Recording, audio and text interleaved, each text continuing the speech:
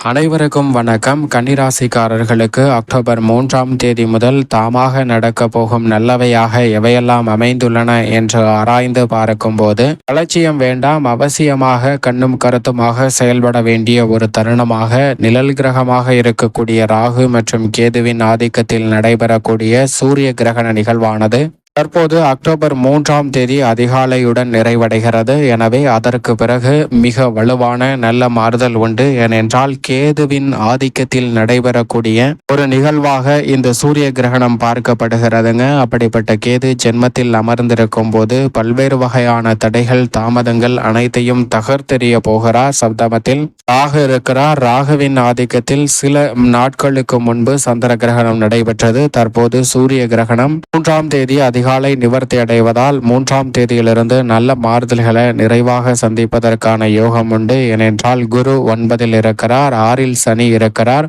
பாம்பு கிரகம் என்று சொல்லக்கூடிய ராகு கேது சாதகமற்ற அமைப்பில் இருந்தாலும் தங்களது சஞ்சார தூரத்தில் இன்னும் சில மாதங்கள்ல கடக்க முடிக்க போகின்றன. எனவே நல்ல மாற்றங்களை ஏற்படுத்தி கொடுக்கக்கூடிய ஒரு அமைப்பாக இந்த சூரிய கிரகணத்திற்கு பிறகு நல்ல மாறுதல்கள் வலுவாக உண்டு. அந்த மாறுதல்கள் கன்னிராசிக்காரர்களுடைய வாழ்வில் தாமாக நடக்கக்கூடிய நல்லவையாக பல மாற்றங்களை சிறப்பாக ஏற்படுத்தி கொடுக்கிறதுங்க. அதிலும் குறிப்பாக இந்த வேளையில் ஜென்மத்தில் கேது அமர்ந்திருக்கும் போது சிலருக்கு பேச்சில் இருந்த மாறுபாடுகள் இந்த தருணத்தில் மிக பெரிய அளவில் மாற்றத்தை சந்திப்பதற்கான யோகம் நிச்சயமாக உண்டு. வரம்பு மீறி பேசியவர்கள், உங்களை காயப்படுத்தியவர்கள் மனநிலையில மிக பெரிய அளவிலான மாற்றத்தை சந்திப்பதற்கான சூழல் நிச்சயமாக கன்னிராசிக்காரர்களுக்கு இந்த வேளையில் திருப்திகரமாக அமைய போகிறது. எனவே பல்வேறு வகையான சாதகமற்ற சூழல்கள் அனைத்தும் தற்போது கன்னிராசிக்காரர்களுக்கு சாதகமாக மாறுவதற்கான முதன்மையான யோகம் நிறைந்த ஒரு அமைப்பாக பார்க்கப்படுகிறது. அதோடு மட்டுமல்லாது இந்த வேளையில் சங்கிலி தொடர்போல் நீண்டு வந்த பொருளாதார ரீதியான சிக்கல்கள், அதன் மூலமாக சந்தித்து வரக்கூடிய பல பிரச்சனைகள் போன்ற அனைத்திலும் நல்ல மாறுதலை சந்திக்கக்கூடிய வகையில் நிழல் கிரகமாக இருக்கக்கூடிய பாம்பு கிரகம் என்று சொல்லக்கூடிய பாம்புவின் வால் பகுதியை கொண்ட கேதுவின் ஆதிக்கத்தில் நடைபெற்று முடிந்த சூரிய கிரகணத்தினால் பல அதிரடியான மாற்றம் நிச்சயமாக கன்னிராசிக்காரர்களுக்கு உண்டு. அதில் கடன் சார்ந்த தொல்லைகள் உட்பட பல்வேறு வகையான சிரமங்கள் கட்டுக்குள் வருவதற்கான நல்ல வாய்ப்பும் அதிரடியான மாற்றத்தை பெறுவதற்கான சூழலும் இந்த தருணத்தில் நிறைவாக கிடைப்பதற்கான சாத்தியக்கூறுகள் உண்டு. புதிய வேலை வாய்ப்பிற்காக முயற்சி செய்யும் கன்னிராசிக்காரர்களுக்கு சனி மிக விரைவில் வக்ர நிவர்த்தி பெற இருக்கிறார். எனவே நீங்கள் எதிர்பார்ப்பதை விட புதிய வேலை வாய்ப்பு திருப்திகரமான சூழலை உருவாக்குவதற்கான யோகத்தை உருவாக்கி கொடுக்கிறது. அது மட்டுமல்லாது தொழில் ரீதியாக உயர்வான லாபத்தை பெறக்கூடிய வகையில் பல்வேறு வகையான அதிரடியான லாபம் நிறைந்த திட்டங்களை செயல்படுத்துவதற்கான யோகமும் பல்வேறு வகையில் திட்டங்களை நுணுக்கமாக செயல்படுத்தி பொருளாதார ரீதியான வளர்ச்சியை நிறைவாக சந்திப்பதற்கான முதன்மையான யோகமும் கன்னிராசிக்காரர்களுக்கு இந்த தருணத்தில் உண்டு. உங்களுடைய திறமைக்கு அங்கீகாரம் கிடைக்கவில்லையே என்று ஆதங்கப்பட்ட சூழ்நிலையில் தாமாகவே உங்களுடைய திறமைக்கு அங்கீகாரம் கிடைக்கக்கூடிய வகையில் கலைத்துறையின் நாயகனாக இருக்கக்கூடிய சுக்கிரன் ஆட்சி பலம் பெற்று 2இல் சஞ்சரிப்பதால் இந்த வேளையில் சூரிய கிரகணத்திற்கு பிறகு மிக வலுவாக கைகூடுவதற்கான யோகம் நிச்சயமாக உங்களை தேடி வருகிறது என்று சொல்லிவிடலாம்.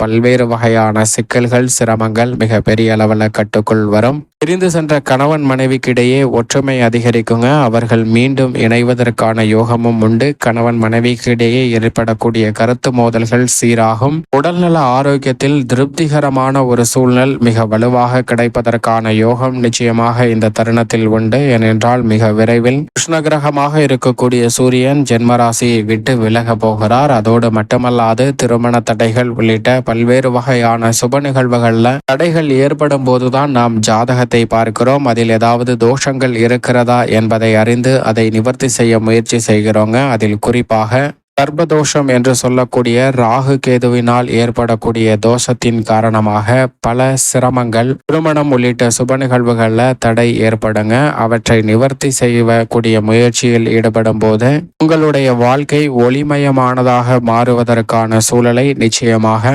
ஜோதிடம் ஏற்படுத்தி கொடுக்கிறது என்பதில் சந்தேகமே இல்லை. அதோடு மட்டுமல்லாது இந்த வேளையில் தாமாகவே பல நல்ல வாய்ப்புகள் உங்களை தேடி வருவதற்கான யோகத்தை உருவாக்கி கொடுக்கிறது. உதாரணமாக ஒரு மாமியார் மருமகள் இருக்கிறார்கள். மாமியாருக்கு தன் மகனை பிரித்து சென்று விடுவாளோ என்ற அச்சத்தில் மருமகளை எப்போதும் கரைத்து கொட்டி கொண்டே இருக்கிறாள்.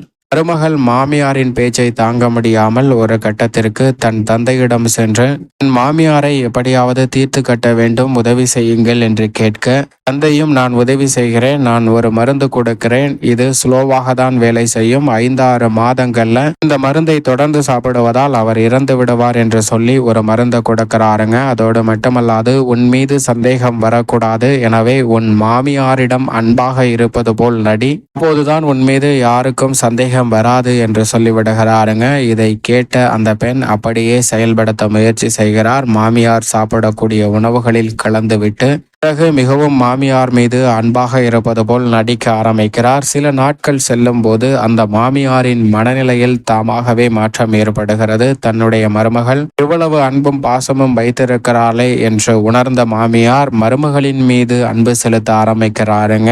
சில நாட்கள் நகர்ந்ததற்கு பிறகு 1 மாதம் முடிவதற்குள்ளே இருவரும் நண்பர் போல் தாமாகவே மாறுவதற்கான சூழல் அங்கு உருவானது. உடனடியாக அந்த பெண் மீண்டும் தன் தந்தையிடம் சென்று, நீங்கள் கொடுத்த மருந்திற்கு மாத்து மருந்து கொடுங்க, ஏனென்றால் என் மாமியார் இல்லை என்றால் என்னால் இருக்கவே முடியாது என்று சொல்லக்கூடிய அளவிற்கு ஒரு சூழல் உருவாகிவிட்டதுங்க. அதை கேட்ட தந்தை, நான் உனக்கு கொடுத்தது மருந்தெல்லாம் ஒண்ணுமில்ல, அது வெறும் தண்ணி என்று சொல்கிறாருங்க. உண்மையான மருந்து என்னவென்றால் உன் மாமியாரிடம் அன்பாக இருப்பது போல் நடி என்று சொன்னேன், அதுதான் உண்மையான மருந்து, அதுதான் உனக்கு ஏற்பட்ட அனைத்து பிரச்சனைகளையும் தாமாகவே விலக்கிவிட்டது என்று சொல்கிறாருங்க. இது போன்றுதான் கன்னிராசிக்காரர்களும் மற்றவர்களின் மீது அன்பு செலுத்துவதால் தங்களுடைய வாழ்வில் இருக்கக்கூடிய கடுமையான போராட்டங்கள் மிக பெரிய அளவில் விலகுவதற்கான யோகம் உருவாகும். ராசியின் அதிபதியான புதன் அளவற்ற அறிவாற்றலை கொடுக்கிறாருங்க.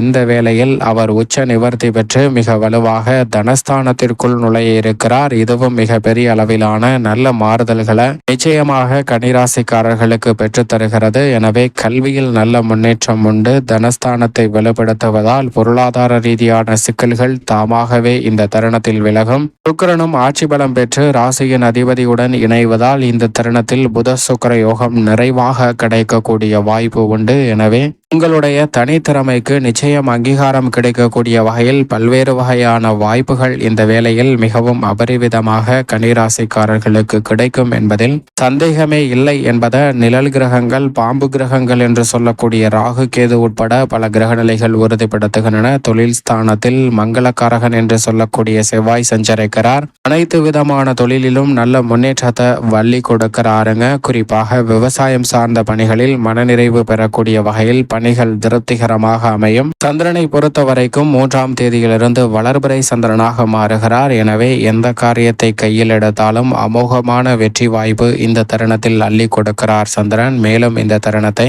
சாதகமாக மாற்றிக்கொள்ள நிச்சயமாக கன்னிராசிக்காரர்கள் அக்டோபர் 3ஆம் தேதி சூரிய கிரகணம் நிறைவடைந்ததற்கு பிறகு அதிகாலையிலே எழுந்து நீராடி விட்டு அருகாமையில் உள்ள ஆலயம் சென்று தீபம் ஏற்றி வழிபாடு செய்யுங்கள். நவகிரக வழிபாட்டையும் மேற்கொள்வதால் தற்காலிகமாக ஏற்படக்கூடிய பல்வேறு வகையான கிரகண தோஷங்கள் அனைத்தும் விலகும். மங்களகரமான பல சுப நிகழ்வுகள் உங்களை தேடி வருவதற்கான யோகம் தாமாகவே அமைவதற்கான சூழல் நிச்சயமாக கன்னிராசிக்காரர்களுக்கு கிடைக்கும் என்பதில் சந்தேகமே இல்லை.